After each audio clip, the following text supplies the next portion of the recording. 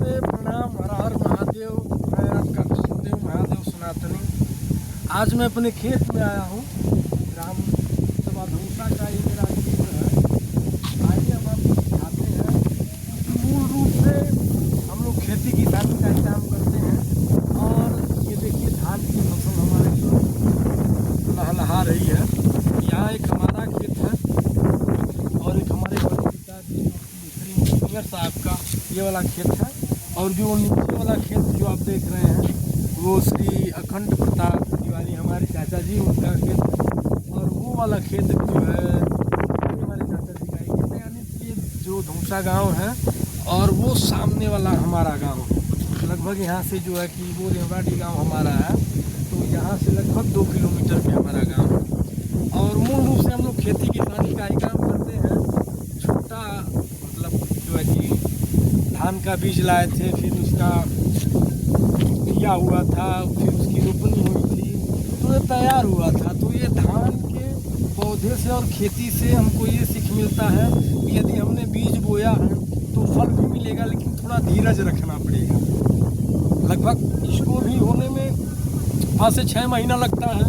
तो वैसे भी यदि अगर हम कोई काम करते हैं तो हमको धैर्य रखना पड़ता है। इसलिए हमारे पुरखों ने एक कहावत कही है कि उपजल खेती गाभिन गाय, जब जानी जब मुहतर जाए। तो अभी कोई संभावना नहीं है कि प्रकृति क्या कर सकती है।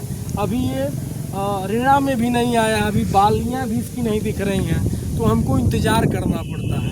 तो यदि आप कोई काम कर रहे हैं तो तन मन धन यानी एकदम लगन से करिए, सफलता अवश्य मिलेगी। ध्यान हमको ये सिखा रहा है।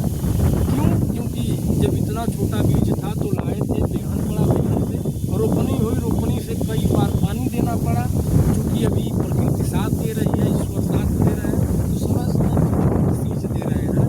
तो एक शिक्षा ये भी मिलता है कि बिना प्रकृति के सहयोग के हम लोग कुछ कर नहीं सकते हैं। तो यदि हम कोई काम करते हैं तो उसमें प्रकृति का भी सहयोग मूल रूप से अत्यधिक होता है, इसलिए हम सफल होते हैं। तो हमारा उद्देश्य वीडियो बनाने का यही था कि आप लोग इसको देखिए, सीखिए और जानिए, और तन मन धन से लगन से मेहनत करिए, खूब सफलता अर्जित करिए, खूब धन बनाइए, खूब बिल्डिंगें बनाइए, एक समृद्ध भारत का निर्माण करें। और हम लोग युवा हैं तो हमको निराश नहीं होना है और न हताश होना है।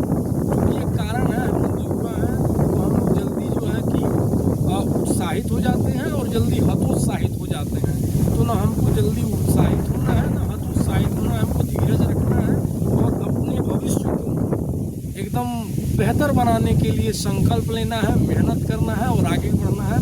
नमस्ते, प्रणाम।